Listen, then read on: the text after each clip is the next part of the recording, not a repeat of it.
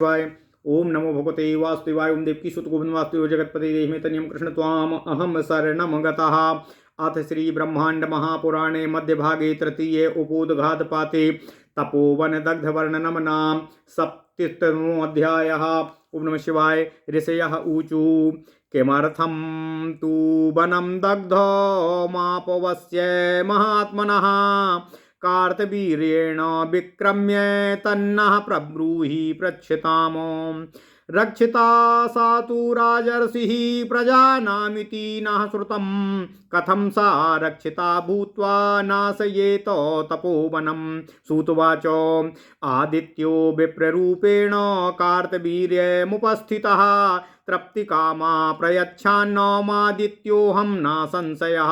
राजोवाच भगवन् केन ते तृप्तिर्भवेद् ब्रूहि दिवाकर कीदृशं भोजनं दद्मि श्रुत्वा च विदधाम्यहम्। सूर्यवाच स्थावरं देहि मे सर्वमाहारं ददतां वर तेन तृप्तो भवेयं वै न तृप्तेन्येन पार्थिव। राजोवाच नाशक्त्या स्थावरः सर्वस्तेजसा मानुषेण तु निर्दग्धुं तपसां श्रेष्ठो त्वामेव प्रणमाम्यहम्। ओम नमः शिवाय। आदित्योवाच तुष्टस्तेऽहं शरान् दद्मि अक्षयान् सर्वतो मुखान् ये क्षिप्त्वा प्रज्वलिष्यन्ति मम तेजः समन्वितः। ओम नमः शिवाय। ओम नमः शिवाय। ओम नमः शिवाय। आविद्धं तेजसा मेद्य स्थावरं शेषमेष्यति शुष्कं भस्म करिष्यामि क्षणेनैव नराधिपः। ततः शरानथादित्या स्वार्जुनाया ददात प्रभुः ततः सम्प्राप्य सारान् स्थावरं सर्वमेव हि आश्रमानथ ग्रामाश्च घोषाश्च नरमाणि च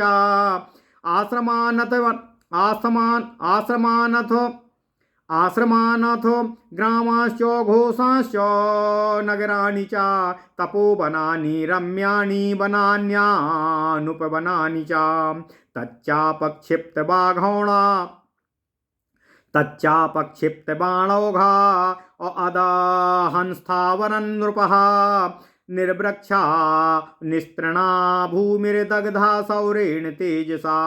एतस्मिन्नेव काले तु आपवो नलमाश्रितः 10 वर्ष सहस्राणि जलवासान् महान् ऋषिः पूर्णे व्रते महातेजा उदतिष्ठत्तपोधनः असोपपश्यादाश्रमम् अदग्धमर्जुनेन महानृपि क्रोधाच्छसापराजर्षि कीर्तितं वो यथा मया क्रोष्टो शृणुत राजर्षेर्वंशमुत्तमपूरुषं यस्मान् वयावे सम्भूते वृष्णिर्वृष्णिकुलोद्वः क्रोष्टो रेको भवत्पुत्रो व्रजीनीवान् महायशः अपार्जिनीवतिमिच्छन्ति स्वार्हिं स्वाहावतां वरं स्वाहे पुत्रो भवद्राजा रुषे कुर्ददतां वरः सुतप्रसूतिमिच्छंस्तु रुषे कुः प्रयतात्मवानो महाक्रतुर्भिरीजेषा विविधैराप्तदक्षिणे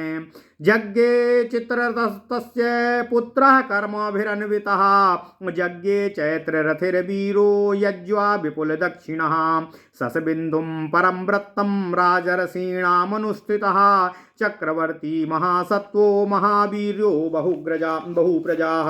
ओम नमः शिवाय। ओम नमः शिवाय।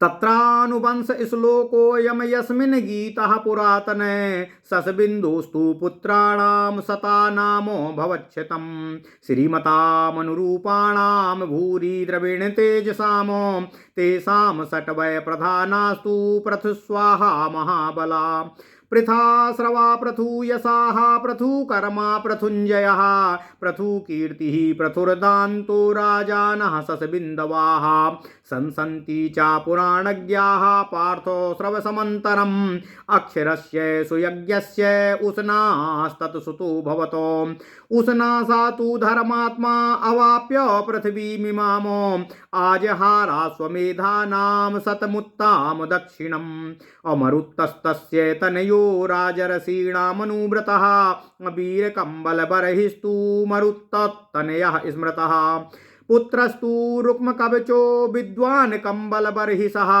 निहत्य रुक्मकवचः पुरा कवचिनो रणे धन्विनो निशितैर्बाणैररापो अभिश्रियमुत्तमम् धन्विनो निशितैर्बाणैर्वापो श्रियमुत्तमामो ब्राह्मणेभ्यो ददौ वित्तमश्वमेधे महायशः राज्ञास्तु रुक्मकवचात् परावितपरवीरः जज्ञरे पञ्चपुत्रास्तु महासत्त्वा महाबला रुक्मेषु पृथुरुक्मश्च ज्यामघः परिघो हरिः परिघं च हरिं चैव विदेहे स्थापयात् पितः रुक्मेश्वर भवद्राजा पृथुग रुक्मास्तदाश्रया तेभ्यः पराजितो राजा जामघो वा सदाश्रमे प्रशांसस्तु वने घोरे ब्राह्मणेन विरोधितः जगामो धनुरादाय देशमन्यं रथिध्वजी नर्मदां नृप एकाकी मेकलान्मिरीकावनम्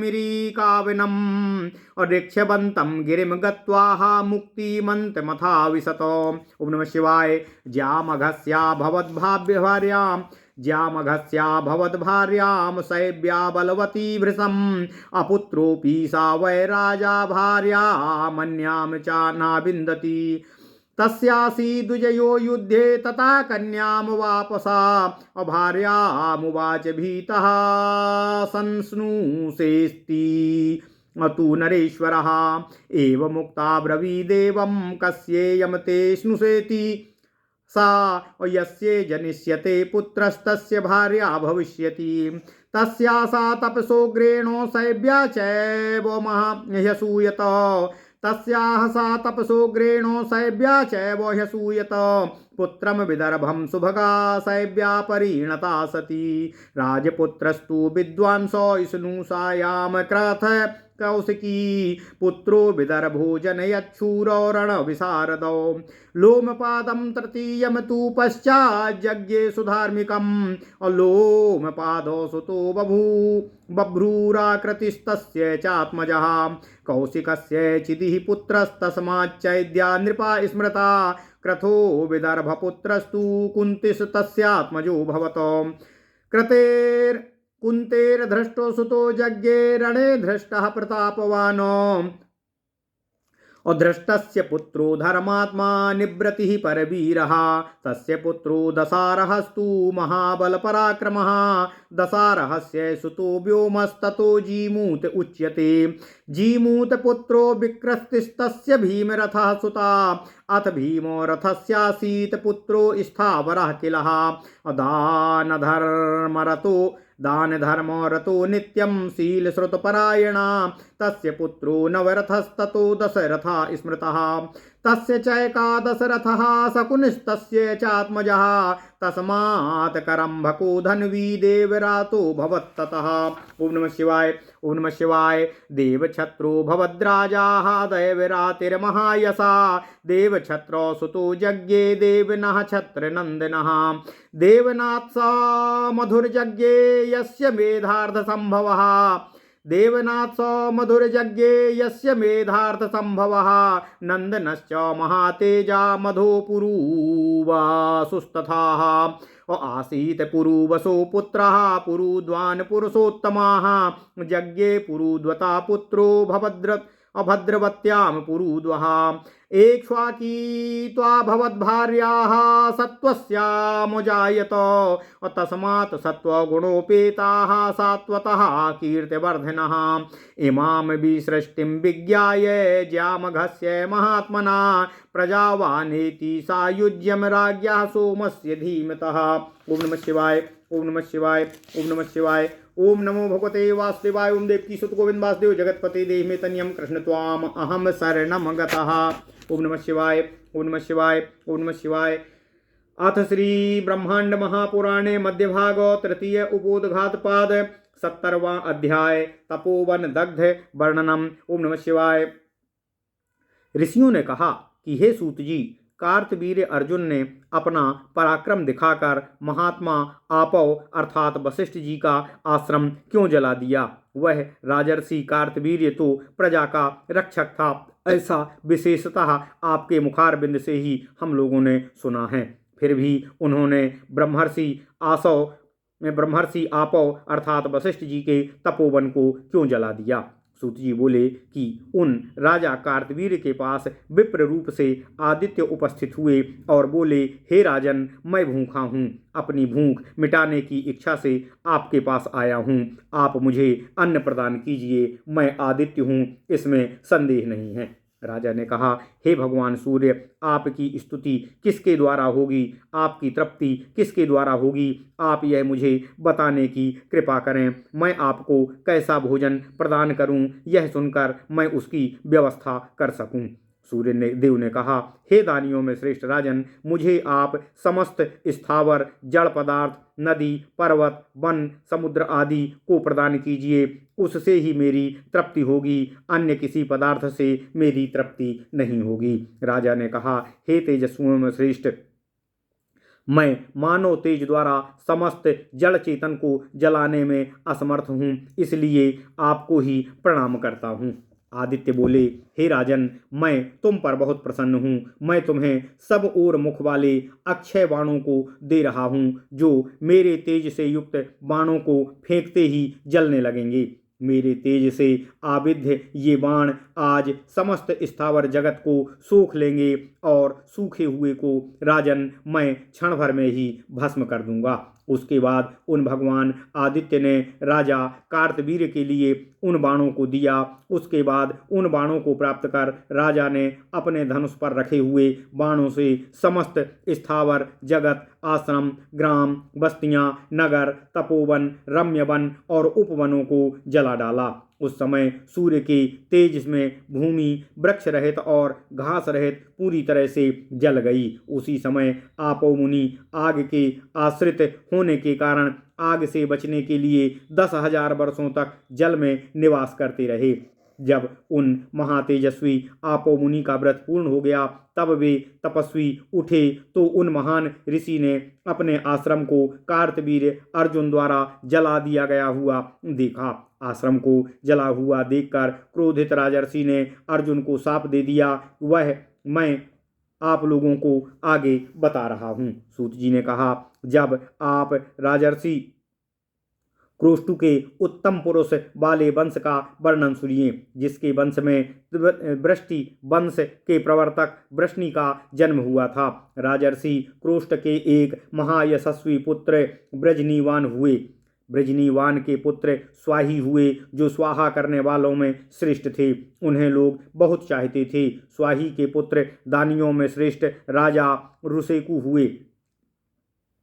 ऋषेकु के बड़े पुत्र प्रसूत को प्रजाएं बहुत चाहती थीं, क्योंकि उन्होंने ऐसे महान यज्ञों का अनुष्ठान किया था जिसमें प्रचुर दक्षिणाएं दी गई थीं। उनको अनेकों प्रकार के पुत्र प्राप्ति के कर्मों द्वारा चित्ररथ नाम का विख्यात पुत्र पैदा हुआ। उस चित्ररथ ने भी अनेकों प्रकार की दक्षिणाएं देने वाला यज्ञ किया था। उसके बाद राजर्षियों द्वारा सम्मानित शशबिंदु नामक राजा राज्य का अधिकारी हुआ। वह महावीर